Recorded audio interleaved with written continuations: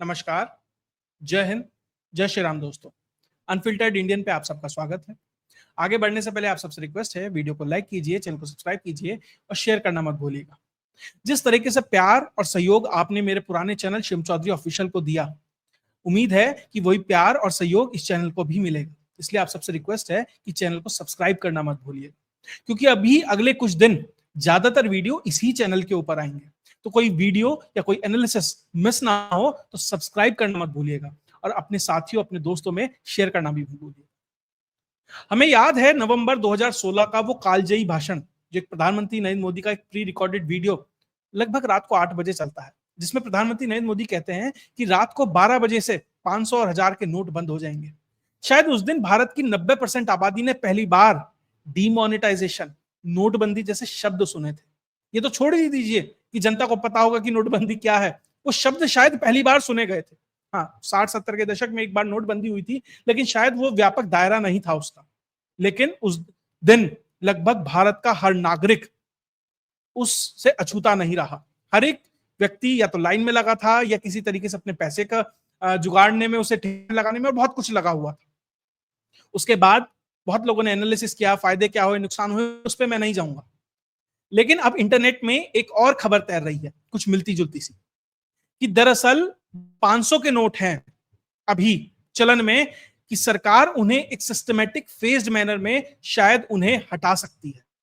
ऐसा नहीं है कि एक दिन नोटबंदी होगी, एक दिन मोदी आएंगे कि 500 का नोट बंद हो गया, वो नहीं होगा।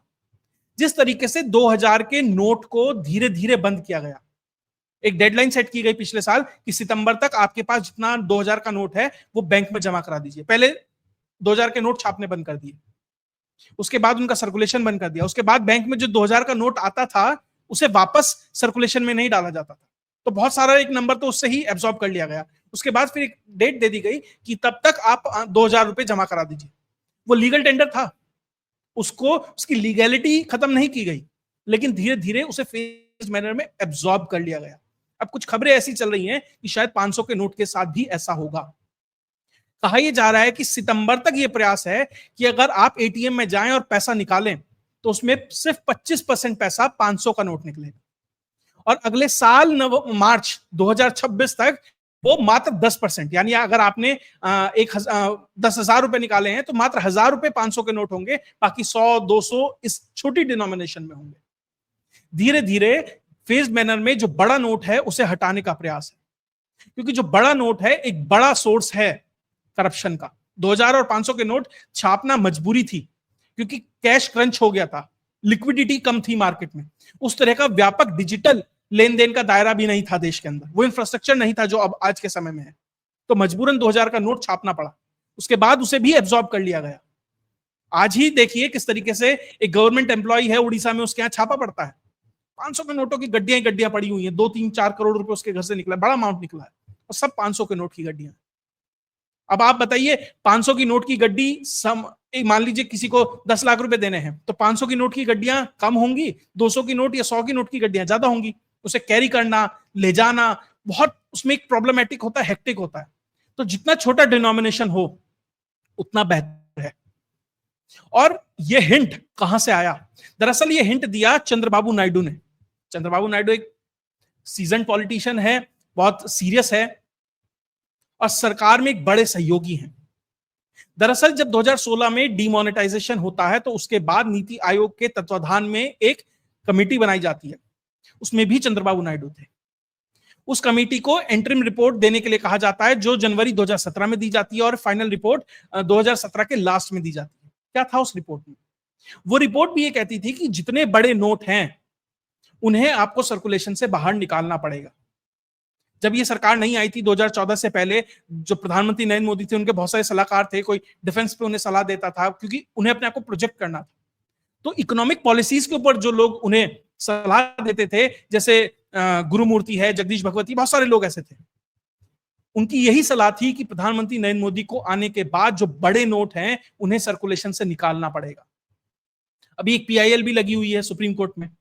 अश्विनी उपाध्याय जो भारत के पीआईएल मैन हैं, उन्होंने पीआईएल लगाई है कि जितने बड़े नोट हैं उन्हें आपको सर्कुलेशन से बाहर निकालना पड़ेगा। यही जो कमेटी थी चंद्रबाबू नायडू जिस कमेटी का पार्ट थे, उसने भी यही कहा था कि सबसे पहले तो जो बड़े नोट है 500 और 2000 के, उन्हें हटाइए। 2000 का हट चुका है, अब 500 की बारी। उसके बाद कहा गया कि जो डिजिटाइजेशन है उसको आपको बढ़ाना पड़ेगा, उसका पेनिट्रेशन बढ़ाना पड़ेगा। और प्रधानमंत्री नरेंद्र मोदी ने उसे एक मिशन मोड पे लिया। जैम, पहले जैम आया, फिर और बहुत सारी चीजें आई, फिर यूपीआई आ गया। अब तो शायद लोग, मुझे याद है, मैं एक बाहर था, एक शहर में रहता था, लगभग 6 महीने रहा, 500 का नोट जेब में पड़ा रहा, सब यूपीआई से काम चलता था। तो इस तरह का पेनिट्रेशन, हाँ, अर्बन एरियाज में, मेट्रो सिटीज में वो पेनिट्रेशन उस तरीका है कि लगभग लगभग 90-95% आबादी आज उसका इस्तेमाल कर रही है। ग्रामीण परिवेश में थोड़ा सा वो कम होगा, लेकिन वो बढ़ रहा है दिन पे दिन। बिलियंस ऑफ ट्रांजैक्शन हो रहे हैं। और भारत का डिजिटल ट्रांजैक्शन का जो इंफ्रास्ट्रक्चर है आज दुनिया में सबसे बड़ा है, सबसे ज्यादा वॉल्यूम को वो हैंडल कर रहा है। हमें याद है पीछे जब हम कहते थे, अरे वो गरीब आदमी कैसे, वो जो सब्जी बेचती है महिला, वो कैसे लेगी, उस पर वो इंफ्रास्ट्रक्चर नहीं है। अब तो लोग भीख भी मांग रहे हैं भैया यूपीआई से। लोग कहते हैं भाई खुले नहीं, वो कहता है अच्छा यूपीआई कर दो, 5 रुपए 10 रुपए जितने तुम्हें करने हैं।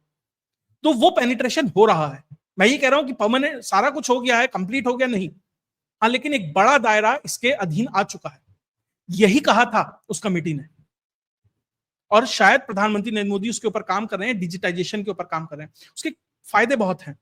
सबसे पहला फायदा कि जो इकोनॉमी है, वो जो पैरेलल ब्लैक इकोनॉमी चलती है, जो अनअकाउंटेड मनी की इकोनॉमी चलती है, उसे आप दायरे में ला पाएंगे।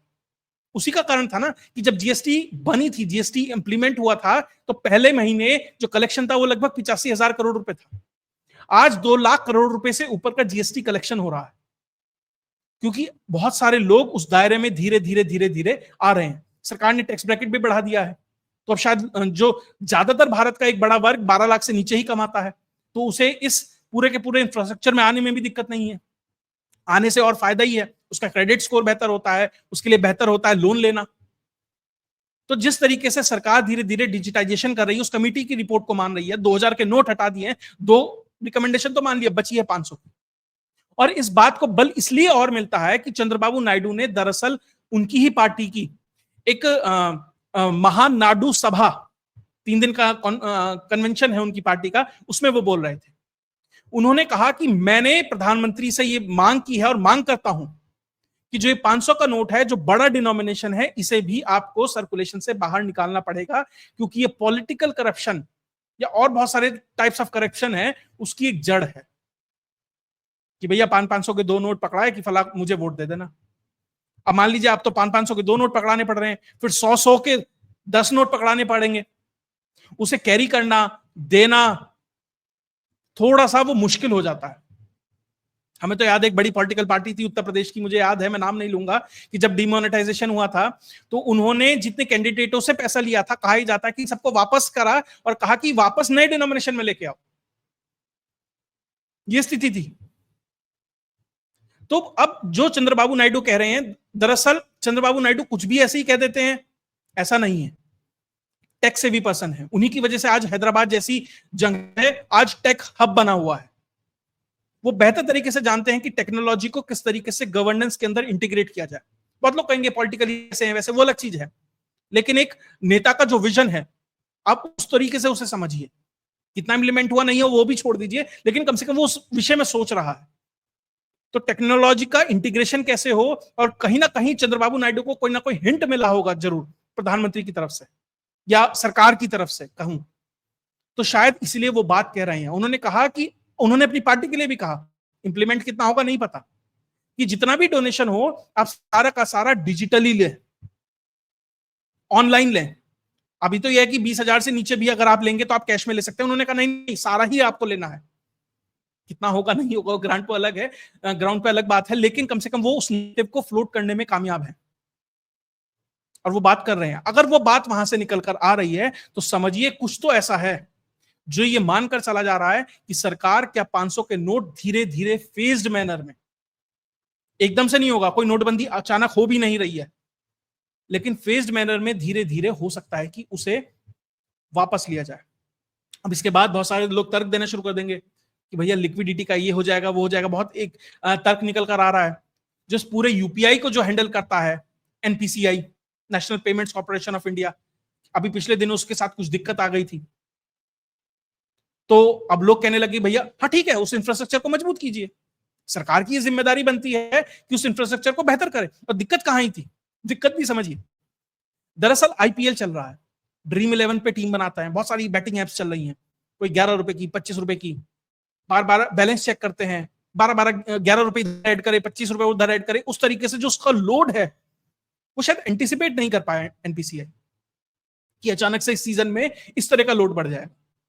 ठीक है, इस बार उन्होंने उस चीज से एक तरीके से कह सकते हैं सबक लिया होगा, अगली बार उसे बेहतर करेंगे इंफ्रास्ट्रक्चर को। सरकार बाकायदा यूपीआई ट्रांजैक्शंस फ्री रहें उसके लिए पैसा देती है। अब मान लीजिए डिजिटल ट्रांजैक्शन और बढ़ेंगे, 500 का नोट हट जाएगा तो निश्चित तौर पर और ट्रांजैक्शंस बढ़ेंगे, तो सरकार को थोड़ी सब्सिडी देनी पड़ेगी। लेकिन आप ये समझिए कि जो नोट के ट्रांसपोर्टेशन, उसकी छपाई, उसके लॉजिस्टिक्स में जो खर्चा होता है, शायद उससे जो पैसा बचेगा सरकार एनपीसीआई को दे सकती है कि अपने इंफ्रास्ट्रक्चर को बेहतर करिए। और ध्यान दीजिए, नोट की छपाई का जो कॉस्ट है लगभग 25% बढ़ गया है। तो इसका मतलब जो छोटी डिनोमिनेशंस के नोट हैं 100-200 के, उनकी छपाई ज्यादा हो रही है। 500 की नोट की छपाई रोक दी है, कितनी हो रही है उसके बारे में अभी कोई जानकारी नहीं है, लेकिन जो छोटे डिनोमिनेशन के नोट है, ये तो बाकायदा आरबीआई का सर्कुलर भी आया कि उसको बढ़ाया जा रहा है ताकि जनता के हाथ में जो चेंज है वो थोड़ा ज्यादा रहे। तो क्या ये धीरे धीरे स्टेप्स हैं उस तरफ जहां 500 का नोट भी खींच लिया जाएगा? बहुत जरूरी है, होना चाहिए, छोटे नोट हाथ में हो और बड़े नोट हटाए जाने चाहिए। करप्शन का बहुत बड़ा कारण ये बड़े नोट है। अब बड़े बहुत सारे देश में चले जाइए, बड़े बड़े 10,000 का नोट होता है, 1 लाख का नोट होता है। आपके यहां उस तरह का इन्फ्लेशन भी नहीं है कि भैया आपको जिम्बाब्वे की तरह फला करोड़ का नोट लेके जाना पड़ेगा ना। आप अगर करप्शन पे कर्ब करना चाहते हैं, पाकिस्तान की तरह नहीं है कि 10,000 का नोट आपको लेके चलना पड़ेगा, भैया फिर तो वो एक ही नोट बहुत है। तो इन सब चीजों को देखते हुए अगर सरकार सही में इकोनॉमी को रेगुलराइज करना चाहती है, करप्शन को कम करना चाहती है, मैं ये नहीं कह रहा कि ये फाइनल स्टेप है कि भैया ऐसा हो जाएगा करप्शन हो जाए रुक जाएगा। बहुत लोग कहते हैं कि क्या हुआ नोटबंदी के बाद ये चीजें हुई, मैं कह रहा हूं 50 चीजें वैसी ही रही होंगी, 50 तो ठीक हुई होंगी ना। तो आपको मल्टीपल स्टेप्स लेने पड़ते हैं किसी एक चीज को सही करने के लिए, उसमें से मल्टीपल स्टेप्स में से एक स्टेप ये भी है। ये नहीं कह रहा 500 का नोट बंद हुआ करप्शन खत्म हो जाएगा, 10%, 5%, कुछ तो डेंट पड़ेगा, कुछ तो मुश्किल होगा। तो सरकार वही छोटे छोटे स्टेप्स ले, धीरे धीरे वो रिफॉर्म करे, इकोनॉमिक रिफॉर्म करे। अभी इकोनॉमिक रिफॉर्म की बात हो रही है और बहुत सारे रिफॉर्म अपेक्षित है सरकार से कम इकोनॉमिक रिफॉर्म में ये रिफॉर्म बहुत जरूरी है कि सरकार 500 का नोट बंद करे, डिजिटल ट्रांजैक्शंस को बढ़ाए, एनपीसीआई जैसे संस्थानों का इंफ्रास्ट्रक्चर हो, सर्वर्स हो और वो सब चीजें उसे मजबूत करे, यूपीआई को वर्ल्ड वाइड प्रमोट करे जैसे हो रहा है अलग अलग देशों में। यूपीआई को लेके फ्रांस पे अभी खबर आई कि भैया एफिल टावर पे चल रहा है, मान लीजिए दुबई में चल रहा है। बहुत सारी कंट्रीज के जो एम्बेसडर्स आते हैं, प्राइम मिनिस्टर्स आते हैं, मैक्रो आए थे, वो यूपीआई चलाकर देखते हैं। जर्मनी के एक आए हुए थे, वो चलाकर देख रहे थे। तो आप जब तक अपने इस प्रोडक्ट को मार्केट नहीं करेंगे, तभी तो वीजा, डेबिट और मास्टर कार्ड जैसी कंपनियों को नुकसान हो रहा है। अमेरिका को परेशानी है क्या? उनकी इतने बड़े बड़े जो कंपनीज है उन्हें कितना परेशानी हो रही है इस यूपीआई के माध्यम से। वो एक तरीके से भारत की सॉफ्ट पावर, इकोनॉमिक पावर का एक बड़ा सिंबल ये यूपीआई अंतरराष्ट्रीय स्तर पर बन सकता है अगर आप भारत में उसे सक्सेसफुली इंप्लीमेंट कर सकें। आप सोचिए भारत में जहां नेटवर्क कवरेज, जहां गरीबी इस लेवल तक है कि वहां पर भी अगर हो रहा है, तो आप समझिए अमेरिका, चाइना जैसे, चाइना तो खैर नहीं लेगा, लेकिन वेस्ट है, मिडिल ईस्ट है और बहुत सारी कंट्रीज हैं, अफ्रीकन कंट्रीज है, अगर वहां पर आप इस प्रोडक्ट को बेच पाए और उसका इंटीग्रेशन फिर भारतीय इकोनॉमी के साथ आप कर पाए, तो कितनी बड़ी उपलब्धि होगी। तो इन सब चीज को देखते हुए धीरे धीरे जो बेबी स्टेप्स लिए जा रहे हैं, अब इसके लोग कह सकते हैं कि भैया और तेजी से करिए, इसमें ये करिए, वो करिए, ठीक है, सब अपना सुझाव दीजिए, देने के लिए स्वतंत्र है। लेकिन अगर ये सब चीजें होती हैं, 500 का नोट निकलता है, तो निश्चित तौर पर डिजिटल पुश मिलेगा।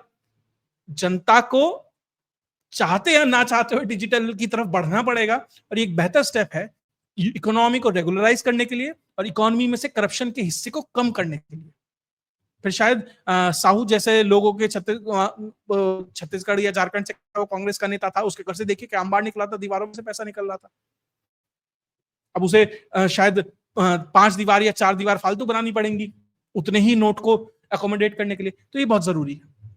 खैर, सरकार कम निर्णय लेती है, क्या निर्णय लेती है, लेकिन कम से कम मुझे ऐसा लग रहा है कि सरकार कुछ इस तरफ सोच रही है, क्योंकि बार बार जो फिलर्स आ रहे हैं, ऐसा लग रहा है कि सरकार धीरे धीरे धीरे धीरे उस दिशा में बढ़ रही है। कब होगा, कैसे होगा, ये तो देखना होगा, लेकिन कम से कम दिशा तय दिख रही है सरकार की, वो किस तरफ बढ़ती दिखाई दे रही है। अगर आपको वीडियो विश्लेषण अच्छा लगा तो वीडियो को लाइक कीजिए, चैनल को सब्सक्राइब कीजिए और शेयर करना मत भूलिएगा। जय हिंद, जय भारत।